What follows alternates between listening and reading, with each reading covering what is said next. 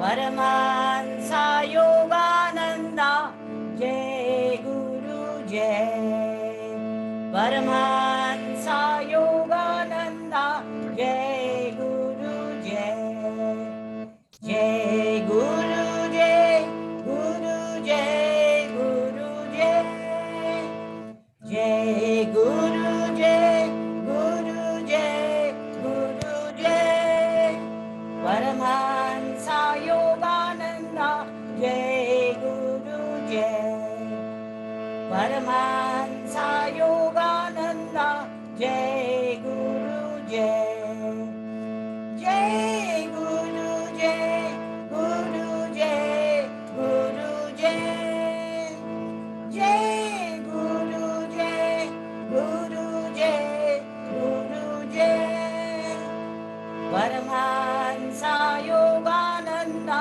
जय गुरु जय परमांसा योगानंदा जय गुरु जय जय गुरु जय गुरु जय गुरु जय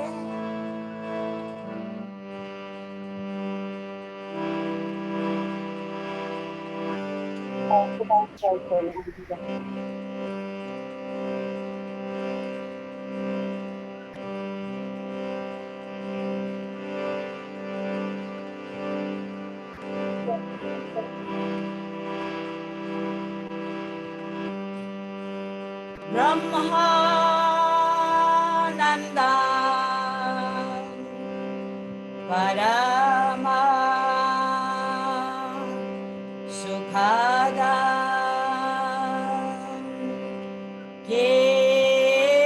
केवला ज्ञानमूर्ति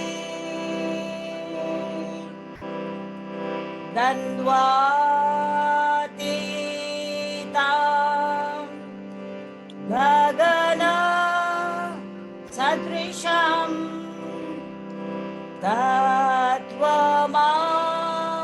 तत्त्वमसायधि लक्ष्यम् एकं नित्यं विमलं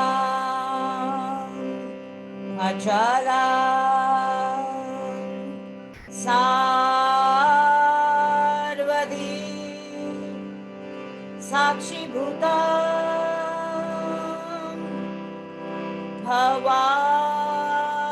भवातीतं त्रिगुणरहितं सद्गुरु तं नमामि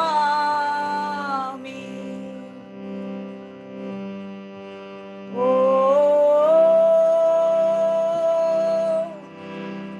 ॐ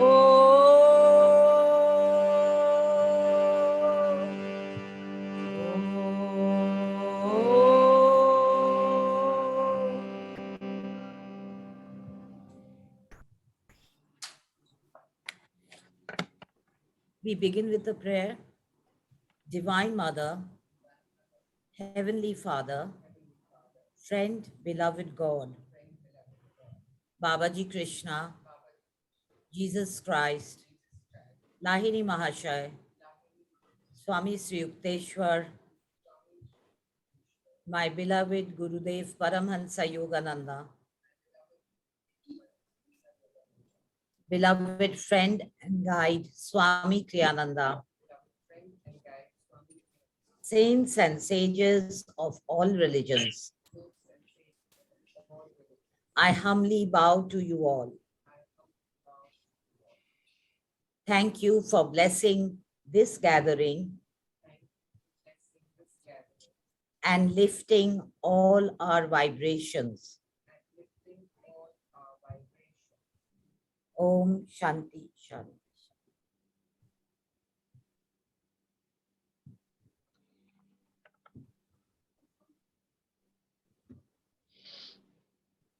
So welcome everybody.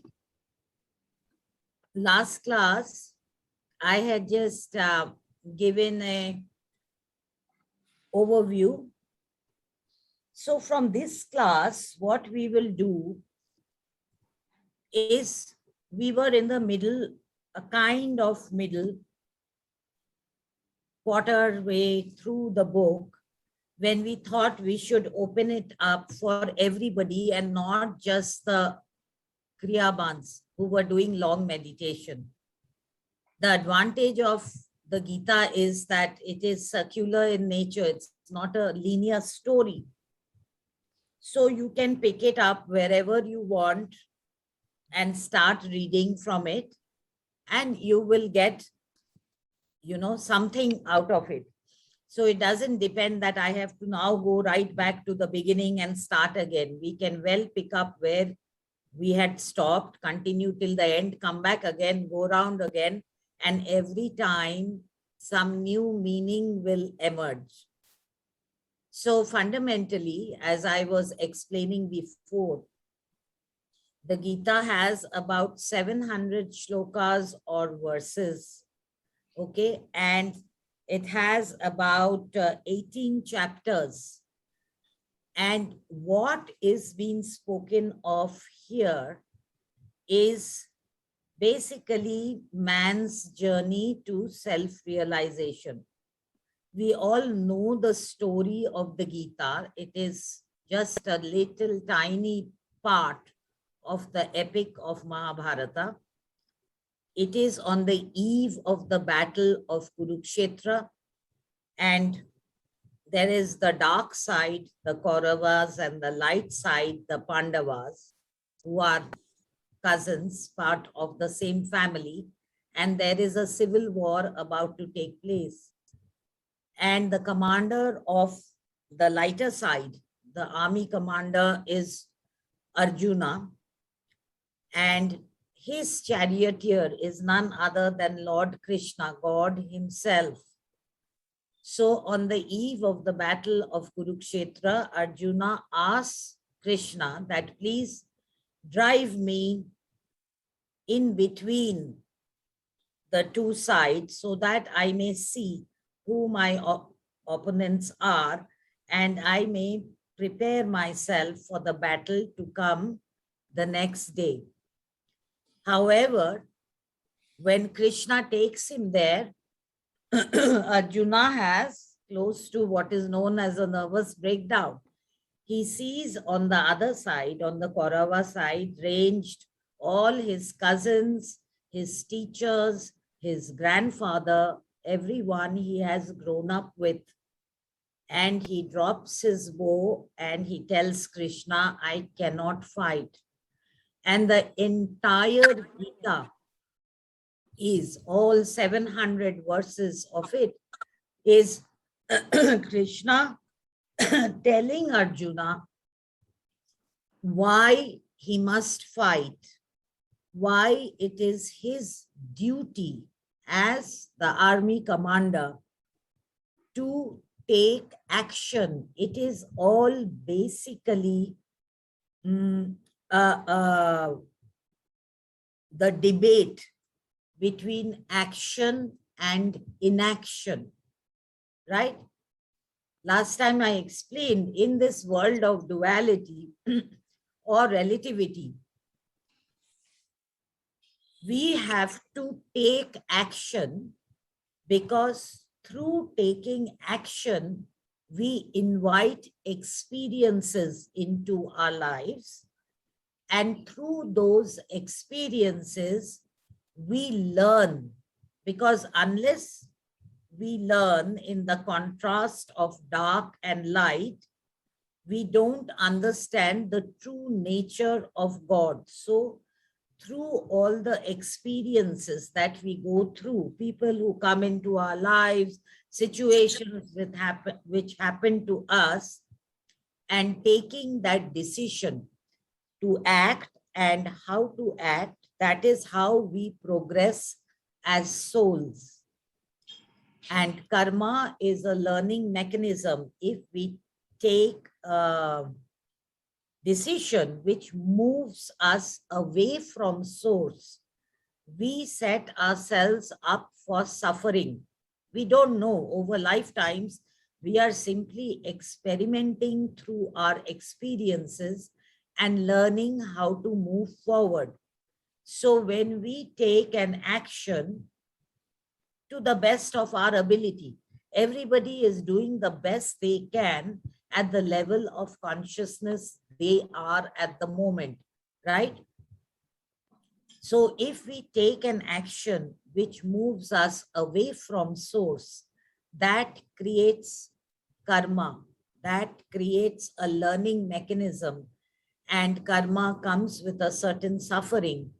And we learn through that suffering and then move to, through experience, we move towards right action, which is dharma. Okay, so it is in this constant debate between should I act, if I act, what should I do, or should I just sit down and not act, which, as we realize from the Gita, that not acting is actually not an option. Because when we came down from source, we have signed up for this lesson. So only through acting do we create experiences, and only through experience are we learning. And through that learning, we are moving forward on our evolutionary journey, until at the end of the journey, we realize that we are parts of God. We are actually God. And that realization and that union with source is what is yoga. And that is self-realization or enlightenment. So wherever we are on our individual journeys, we will always be faced with this contrast between dark and light, with this choice. And that choice is the first Navratna. As I was explaining, there 700 slokas are divided into 9 gems. So this is the first Navratna of inner conflict. All of us go through this conflict, and it kind of carries on at a higher and higher level. Even when we are evolving, personal growth is a spiral. Okay, it will move like this, and you will at every point have to take a decision. And you will see that, okay, so you've learned a lesson, you will move up, you will, at this very point, you will come across a pattern, a lesser version of what you have gone through before. Again, you will make a choice, move up the spiral. When you come here, that pattern will repeat. So if everybody here looks back on their lives, you will discover that there are certain patterns which you are repeating all the time. The pattern, of course, as we grow spiritually, starts getting lighter and lighter till it disappears. But the point is, in every lifetime, we come with one main life lesson, and some others, maybe 6 or 7 things, which we have made a contract up there before coming down to earth, that this is what I will resolve in this life. And for those lessons, these are the souls who will come down with me. And these are the situations I will face. Unfortunately for us, when we come down, that agreement, that soul contract that we only have created, we forget. Because if we don't forget, then the game is over. There is no fun, right? So we only have agreed we are going to forget, and we will come and we will figure it out. It's very easy to make a decision up there. There is no black and white. There are no polar opposites. There's no push and pull. Everything is very, very evolved, and you know exactly what you need to learn and why you need to learn it. But here we forget that.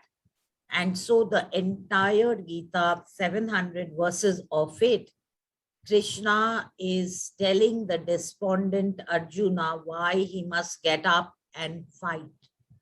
And finally, through all that explanation, Arjuna understands the true nature of this human journey, and he understands the purpose of life, and he becomes self-realized at the end. Okay. So I will start from anybody who has this book. I don't know, different people have different editions, so it's very difficult. But it is page 190 and the verse is 4:18, 4:18. I'll just get some water. So.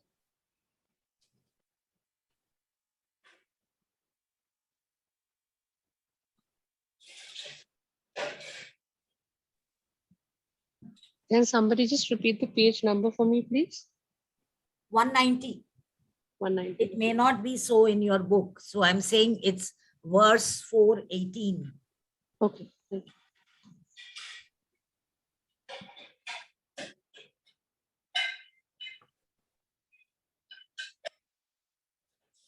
Okay, verse 4:18, page 190 for whoever has this edition. So this verse says, Krishna is speaking, okay? He is a yogi of true discernment who sees in action and action in action. He is wise among human beings, for he has attained the goal of all action and is free.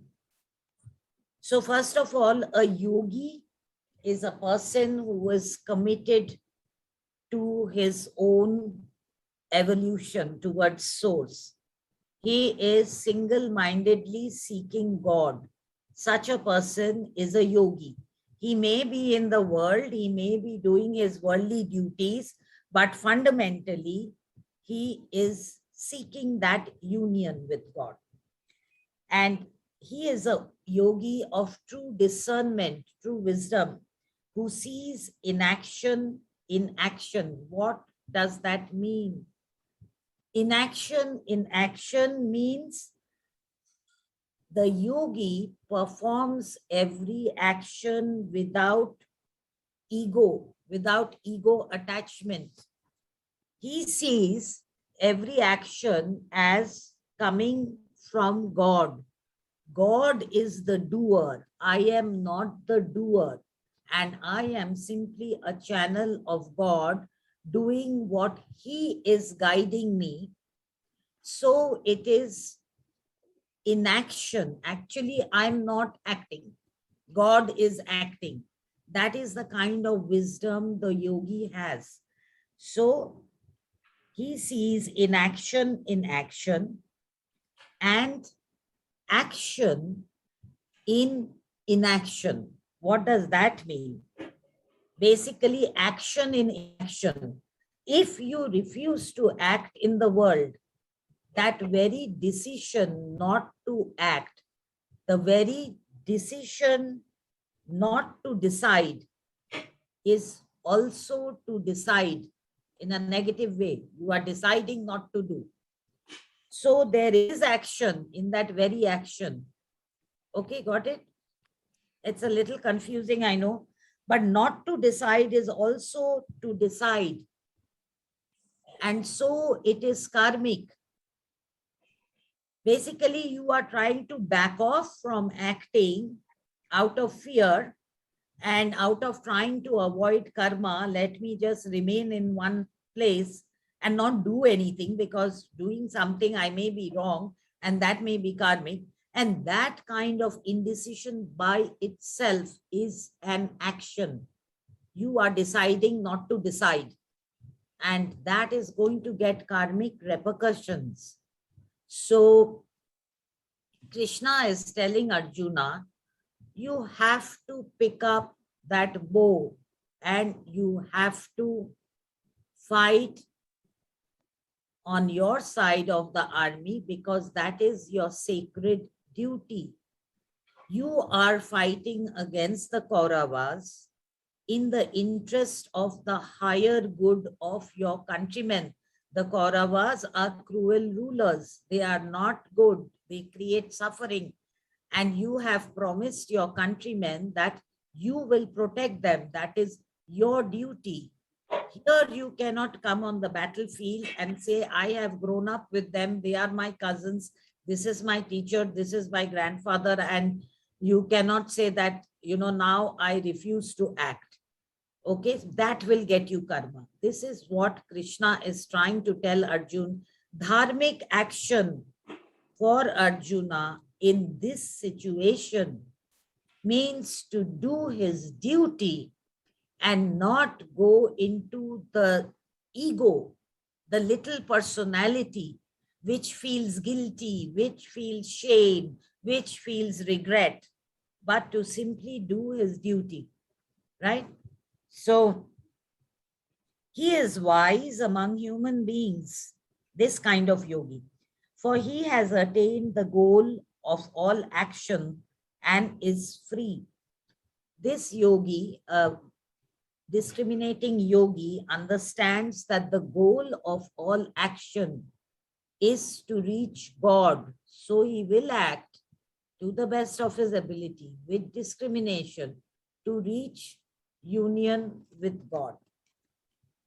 So verse 419 says, he who never acts with the motivation of personal desire, whose ego binding karma has been burnt up in the fire of wisdom, such a one alone may be considered wise.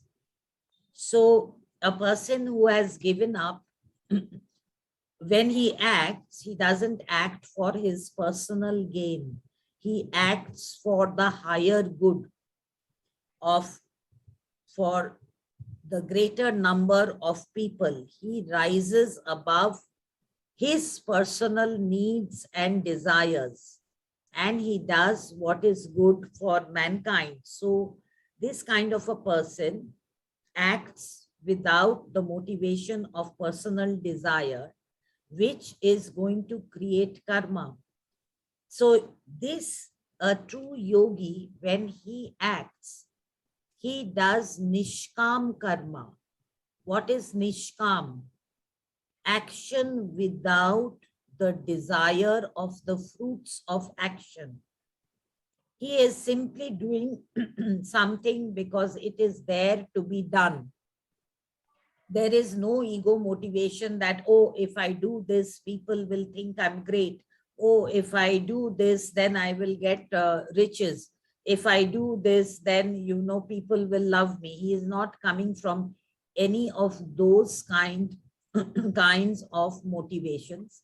He is simply acting because that is the need of the hour, that is there to be done. And he does his duty. So such a one alone may be considered wise. So such a yogi has actually understood the essence of Maya, or the essence of duality, the essence of this world, why we are here. It is an illusion. It is a game set up, and in playing that game, we move through the veil of ignorance and connect with ultimate reality, where there is no good or bad, unity consciousness. And that is our God self. So that is a true yogi who has begun to understand the futility of, getting caught up in the drama of this world.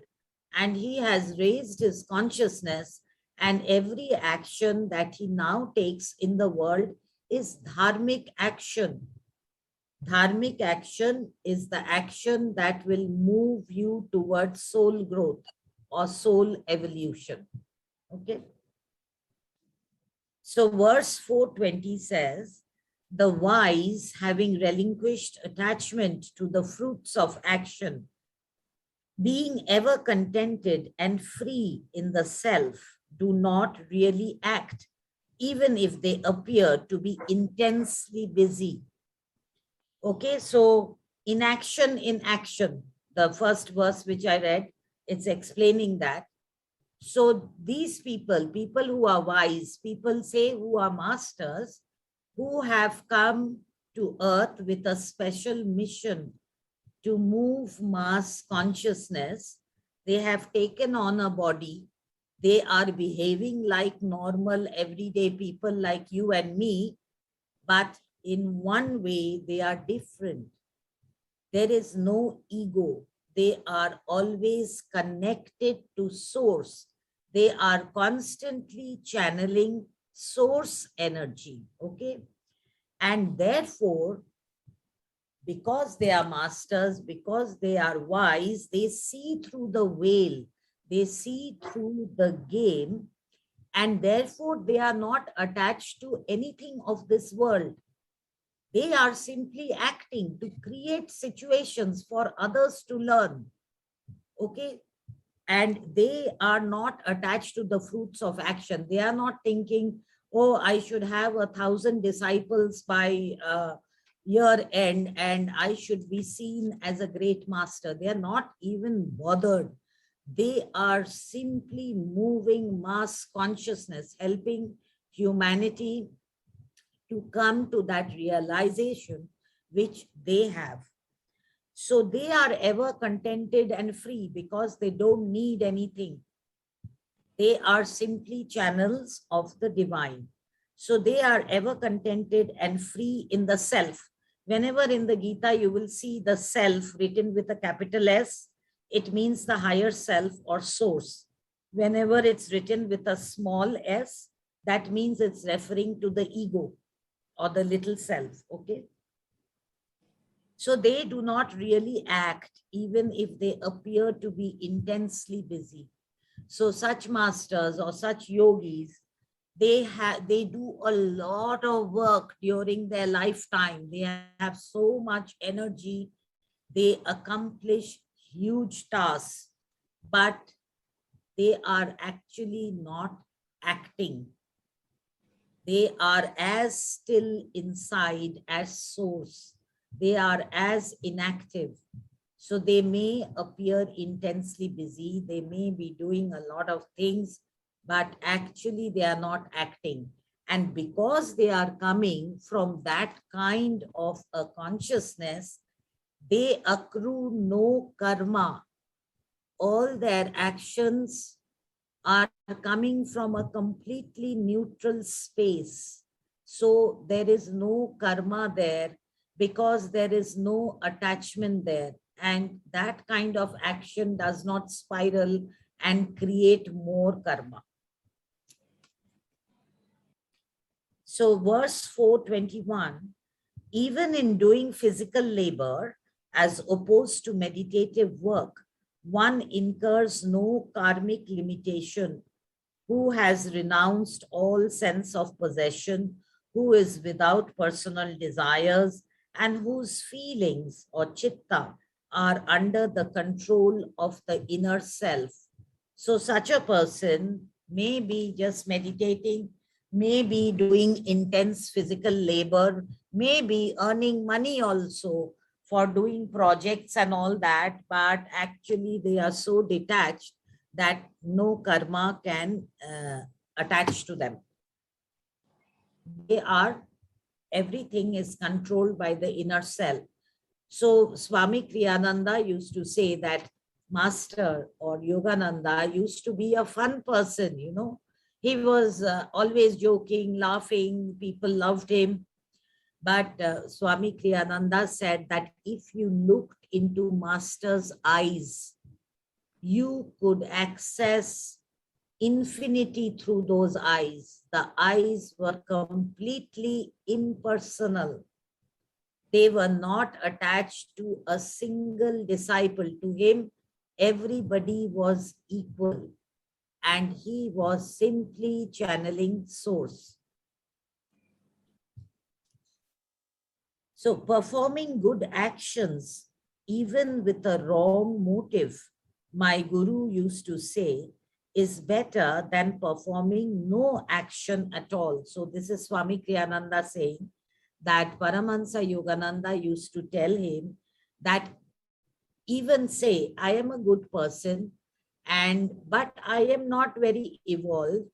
I just want, when I am good to others, maybe my motive is to get love back. It can be, right?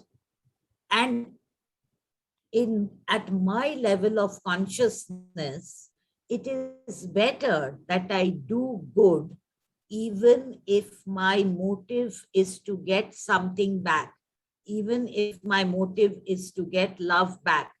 But I have actually given out that energy of love. So performing good actions, even with a wrong motive. So some people do a lot of charitable work, but they mean well.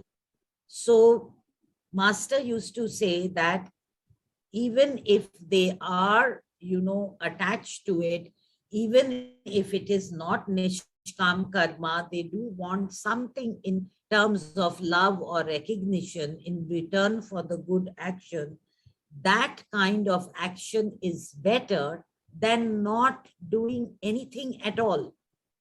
In being, what happens, people try to numb out when they find that life is too overwhelming and I don't know how to act. What do people do? They will numb out. They will start drinking. They will drown out feeling or any awareness with alcohol, or they will become couch potatoes. They will watch TV like a blank character so that I don't have to take, it's a way of dissociating. I cannot deal with it. Let me simply escape. So if you are doing that, that creates more karma. Many people don't act, they go through life simply shrugging off all responsibility. You can never pin them down to you did this or you did that. They are very good, good natured. They will allow others to push them and mold them, and they will float through life. That is a way of numbing out. That is a way of escaping your responsibility to yourself, to your own evolution. So Master used to say, performing good actions, even with a wrong motive, my guru used to say, is better than performing no action at all. Everything in this world is being relative. All action must be adjudged good or evil according to the direction it takes one. What is good for one person might be bad for another. Okay, so there are no, in the world of duality, there cannot be any absolute truths. Absolute truth can only be found in unity. When that energy of that truth comes down to the dual world, the vibrational frequency lowers, and when that truth operates in this world, you will see that truth becomes relative, because we are in a world of relativity. What may be good for me may not be good for you. What may be true for me may not be true for you. What may be dharmic for me may be karmic for you. So we cannot generalize.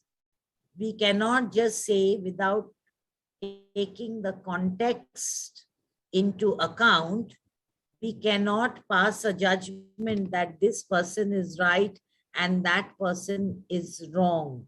Okay. So there are no absolute good and bad. So if we say that, oh, he's a murderer and he is a sinner, let's execute him. But when you look back into the murderer's childhood, you will see that that person has been abused throughout his life, and certain life circumstances have made him what he is today. When you take the whole context of such a person, then you will understand that the death sentence simply brings you down as a human being to his level almost. So what is the compassionate action? So as we see, as mass consciousness evolves, the death sentence is also dying a death. So we all understand that such a person, what he needs is compassion. It's not, we are not anymore in the age of an eye for an eye and a tooth for a tooth. Okay, this is the energy age, ascending Dwapar Yuga. So we now work with a psychologist. We work to rehabilitate criminals in society. We don't just say this is wrong and off with his head. Okay. So truth is relative. We have to take in to account the context. Were a Mahatma Gandhi or a Jesus Christ to awaken one morning with the resolution, I'm tired of serving humanity. From now on, I want to work hard and become a millionaire. Wouldn't everyone, including the grossest materialist, exclaim, that man has fallen? But were a lazy lout, on the other hand, to rouse himself one morning from his bed of inactivity and express the same resolution, today I will go out and make some money, wouldn't everybody, even saints, say that his intentions were right and good? It is all a question of where one comes from and where one is going, right? So over here, it would be good to explain a little bit about the gunas or the three qualities that we come with on earth. Okay, I'll just go to the board.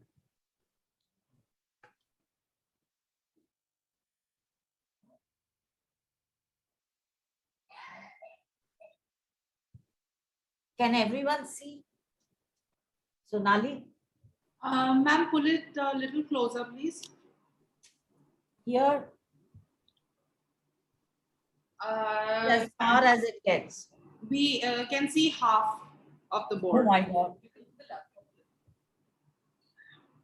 You'll have to tilt your screen a little bit, ma'am. Okay. This, A little up on the side. Perfect. Yeah. now it's good, right? Okay, so as I explained before, say this is source.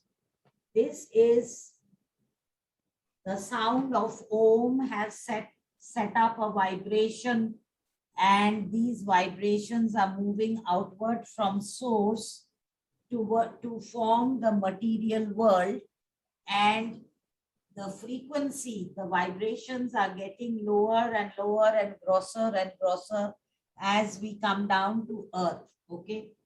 So similarly, in human beings, we have three basic qualities. One is sattva guna. Sattva means spiritualizing.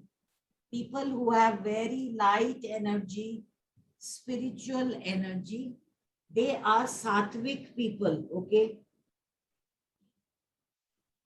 People who have egos, maybe good or bad, but solid egos, who are active people, are Rajasic people.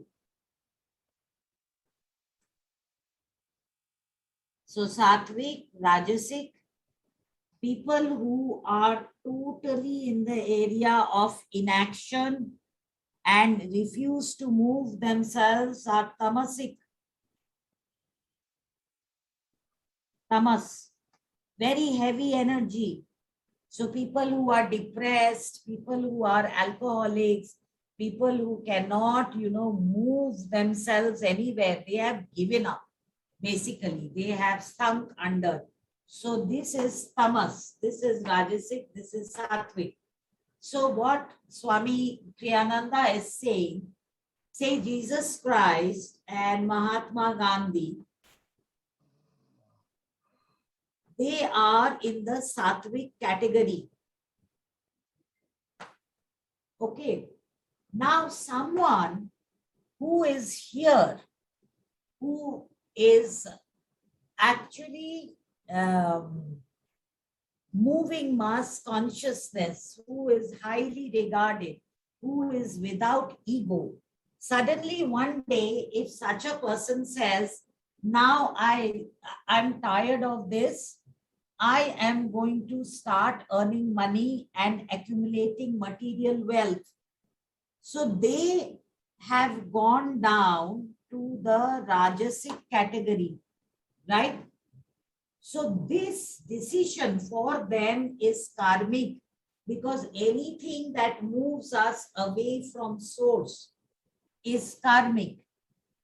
On the other hand, the same decision, if there is a tamasic person who is good for nothing, does nothing, sleeps all day, maybe an alcoholic, suddenly one fine day wakes up and says, I am going to get up and make money. Everyone will say, oh God, great. This guy is moving up. For this guy, the decision to make money is dharmic. For this person, the decision to make money is karmic. You get it? So everything is relative. This area, the Rajasic people, is the most dynamic. They can either move up or they can move down. Very rarely will this person jump here, and very rarely will this person sink here. So this, the majority of us are in this category. Worldly people. Worldly people who come to Gita classes are moving up. Worldly people who are getting sucked into alcohol and drugs are going down. So this is the dynamic category, right? So that is why truth in the world is relative. We cannot pass a judgment that making money is evil. No, it isn't. It is good for this guy. It is not so good for this person, right?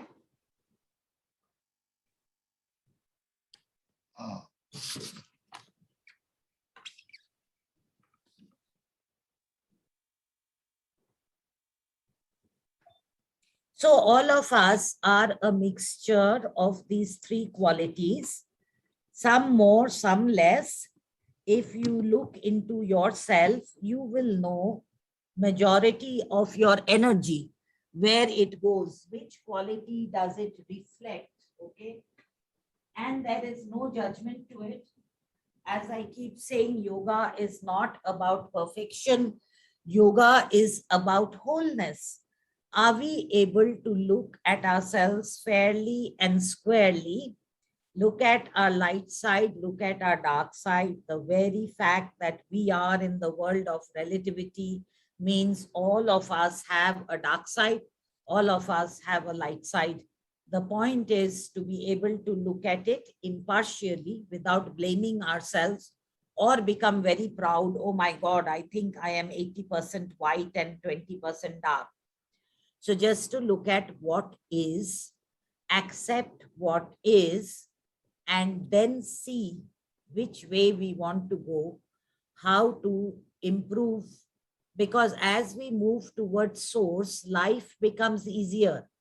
So it's not that it's a moral science book that I have to improve. It is practical. It helps me to gain peace of mind. My life becomes easier. Therefore, I choose to move towards source, not because I am a sinner, I have to become a saint, and somebody is going to punish me if I don't move towards God. Nobody is going to do that. You will realize from your own life which serves you better.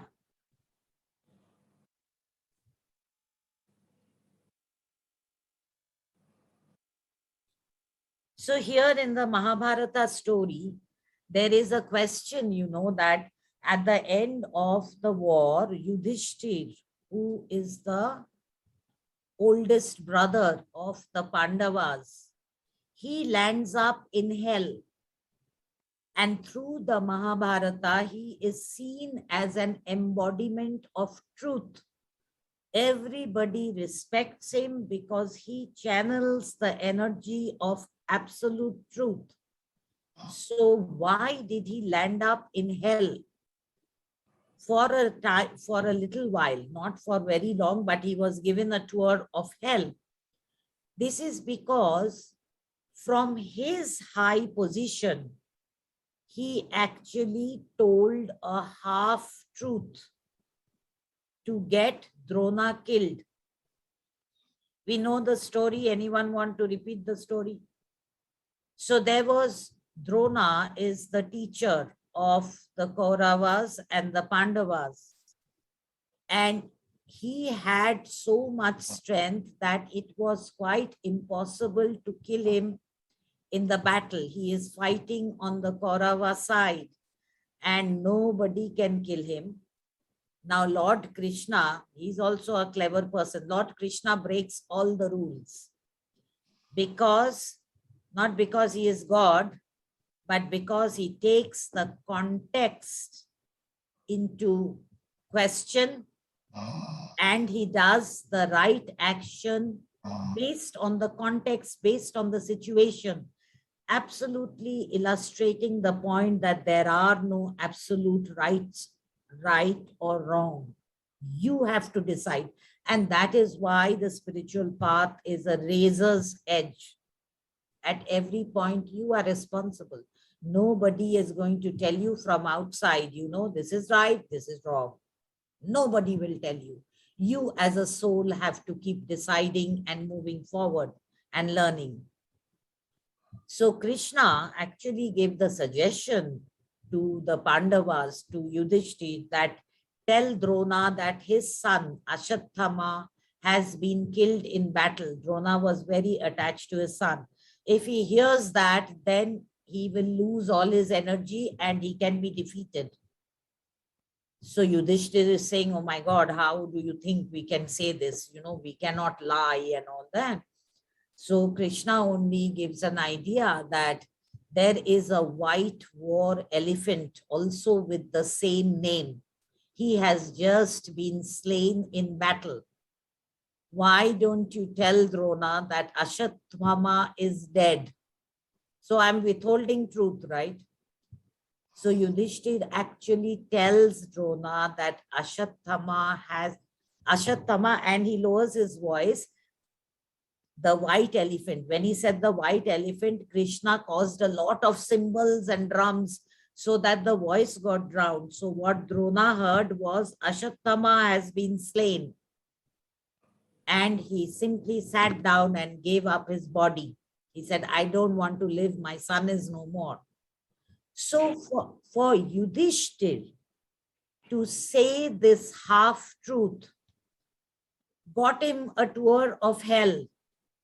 Why? Because at his level of consciousness, he should not have done that, because he represents truth in the world. And when he went there, he saw Duryodhan sitting in heaven, the biggest villain in Mahabharata. And he asked Yamraj, the god of death, the first person he saw when he entered through the pearly gates is the villain sitting in heaven. How come this guy is in heaven and you are taking me on a tour of hell? So he was told that Duryodhan actually played his role to the hilt. In the relative world, there have to be villains in order to be heroes. Without villain, a hero is meaningless, right? So as a soul contract, Yudhishthir had, Duryodhan had agreed to take on the role of the villain so that the Pandavas could be heroes. As souls, we are all the same. And here he came and he played the villain to the hilt. There was not even a little bit of guilt. He would do whatever he would do, and there was no guilt. He was happy being the villain. He played his role well. He went to heaven. So these are complex truths. So if you have a villain in your life, please understand, the villain may have forgotten, of course, but please understand, at some point before you came down to earth, you have soul contracts with people. They have come here to teach you a lesson. You have come here to teach them a lesson, and you are helping each other grow by playing the villain in each other's lives, right? So that the other, through that struggle, can grow.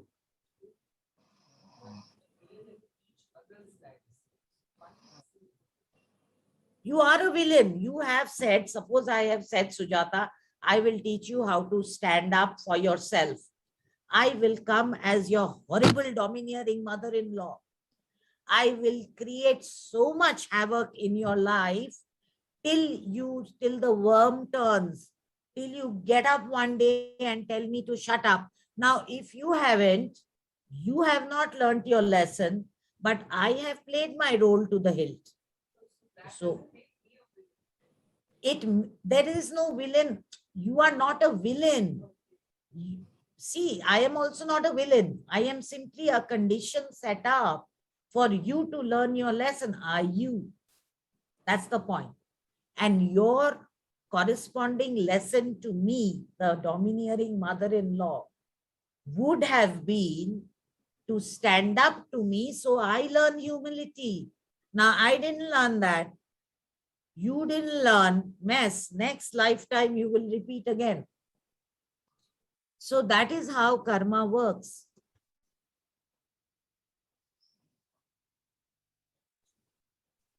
Okay.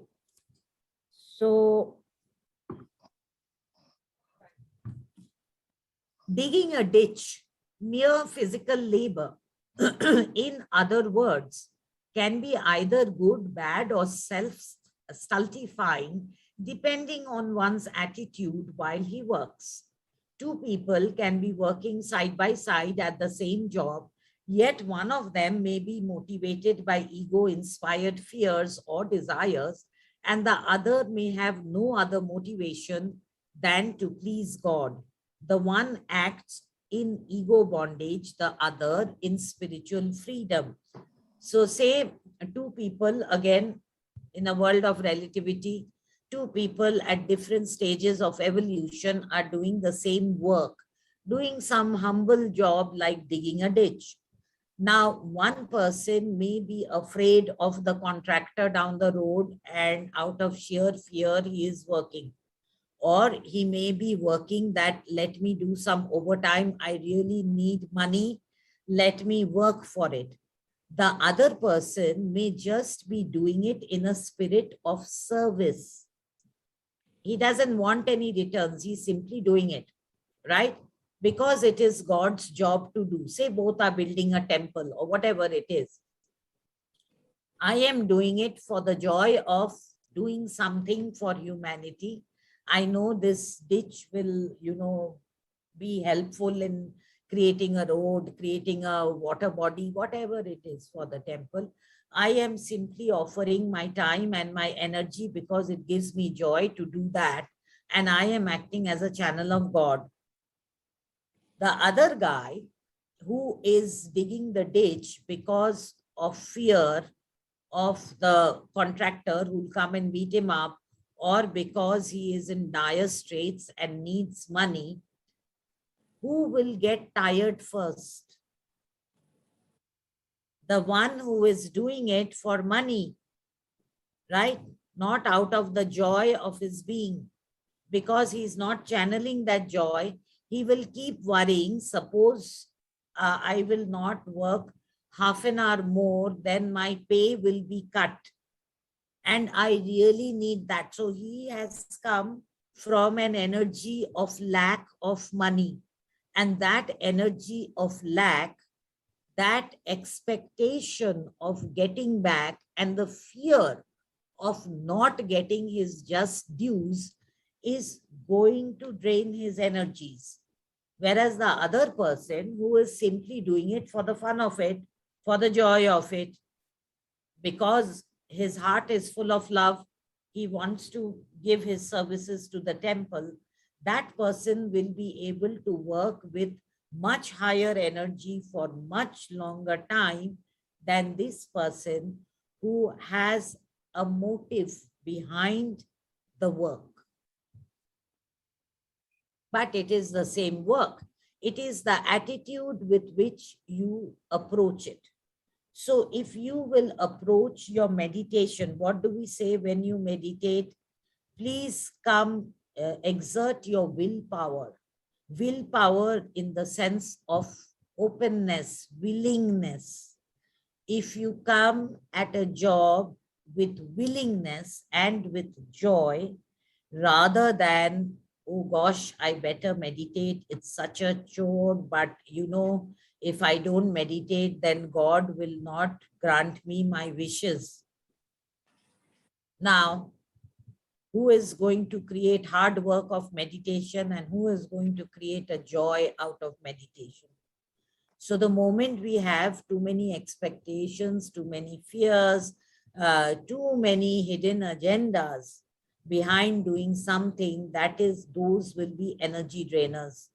But if you come from the simple joy of doing something, that will actually, you will meditate better, you will do the job better, and it will also give you a huge amount of energy.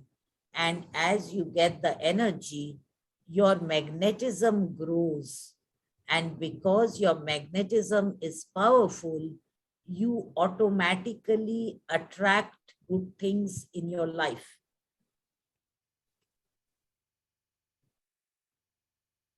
So the one person in this case is acting in ego bondage and the other in spiritual freedom. So Krishna is trying to tell Arjuna, come from the perspective that you are doing God's work. You are, what does source want? The highest good for the greatest number.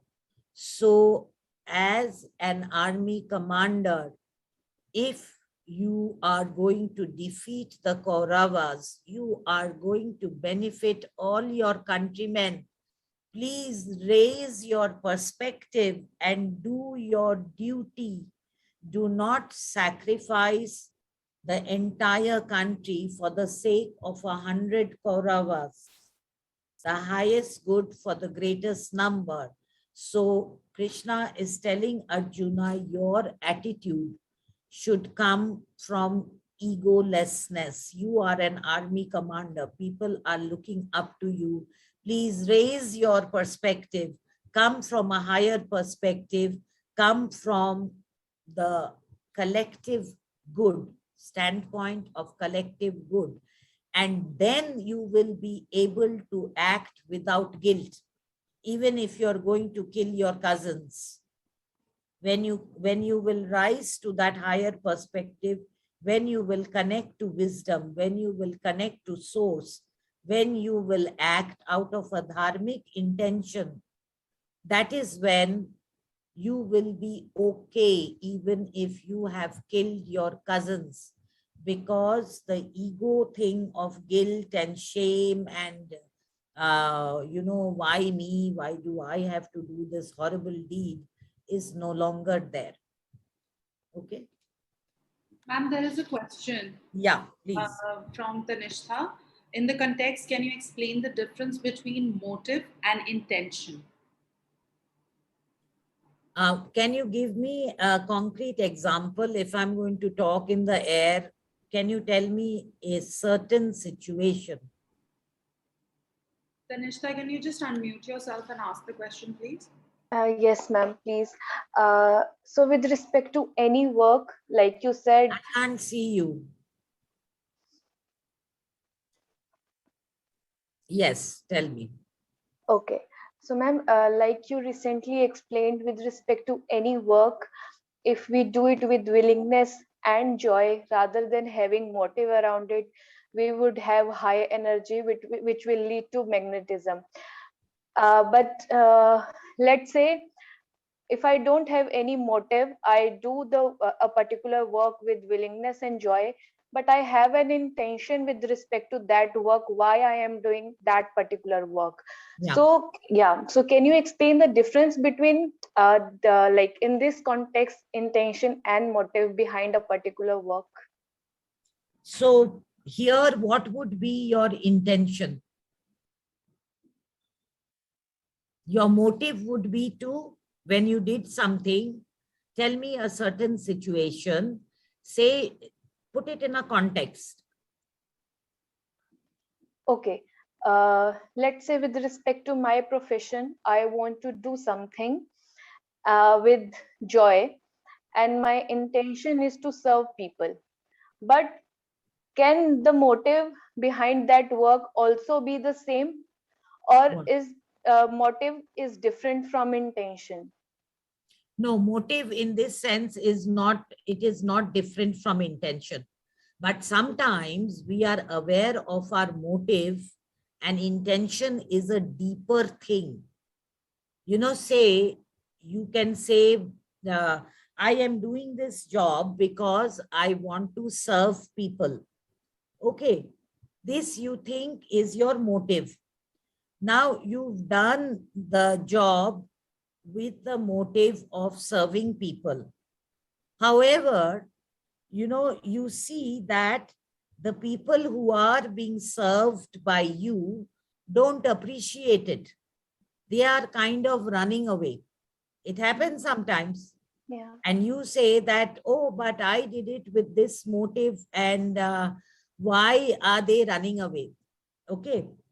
Now, and you may feel sad. Now, here, your ego is coming in already. Right? If people are not going to accept your service and they are running away, if you start to feel sad, it means that behind your so-called motive, the true intention was to look good or was to get love back in return. So these are very subtle things.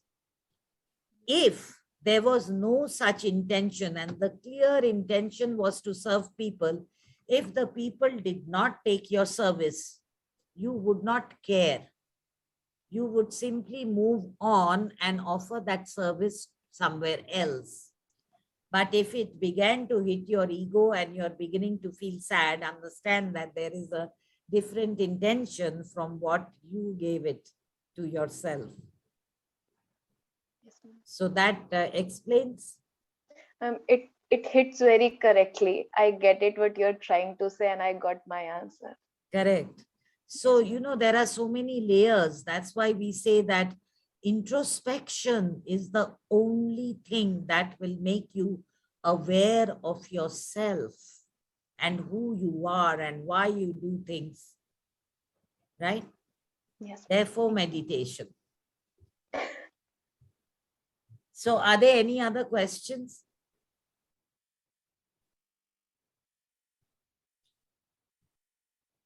So if there isn't, then we can end today's class and we'll see you next Sunday, okay?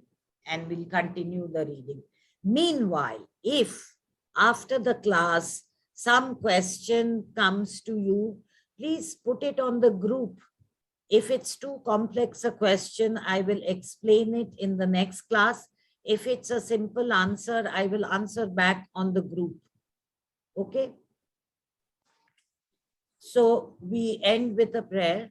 Ma'am, Himani has a question. Oh, Himani, yes, say. Wait, Urmi, quickly, let me, while you were explaining, I think I missed a part from the three layers you told, na? Yeah. One is Rajas. Can you give us a quick summary of that? Like how we all have all the three things. Yeah.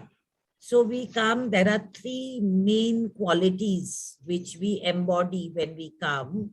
One is sattvic, sattva is spiritual qualities. One is rajas, that is active qualities. Okay, ambition, success, action. One is tamas, which is absolutely not doing anything, escaping qualities. Okay. So we may have various parts of ourselves in various of the qualities. And depending on where we are on the evolutionary ladder, we may embody, say, 50% is sattvic, 40% is rajasic, and whatever the maths, 10% in me is tamasic. Or it can be the other way around, right? So it depends where you are, which is the quality that is predominant in you. Got it? Right. Or do we change as per situation? Of course. Yeah, Yes, as per yes. situation No, we as per reflect. situation, you'll keep changing. Over life, you will keep changing. Everything is very fluid and dynamic. Right. And, we cannot really say this is right, this, there are no boxes we can put. It is absolutely fluid. It is absolutely individual. It is absolutely internal. And which is why I keep saying that this path is a razor's edge. You are supposed to take your own responsibility. Nobody is going to save you, right? The only hope in heaven or hell is to remain connected to source. One way of remaining connected to source is a regular meditative practice. One clear indication whether you are aligned to source or not is when you are feeling happy and at peace. The moment that drops, your alignment to source has gone. That is a clear indicator. Am I happy and at peace inside? That means I am aligned to source. If I start feeling stressed, if I start feeling unhappy, if I start feeling guilty, now I have disconnected from source. So how to remain always in that high vibration? Again, meditation is a very, very, very powerful and long-term method to keep that connection going. Yeah. Okay. Thanks. Right. So we end with a prayer. Divine Mother, thou art omnipresent. Thou art in all thy children. Manifest thy healing power in all bodies, minds, and souls. So we bring up the energy, rub our hands together, and please chant Om with me 3 times and send the energy to the world, okay? Om.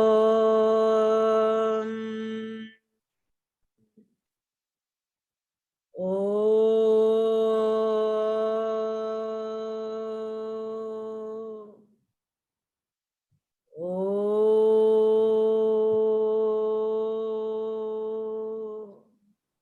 Shanti, Shanti, Shanti. So Kriyabans, please stay back.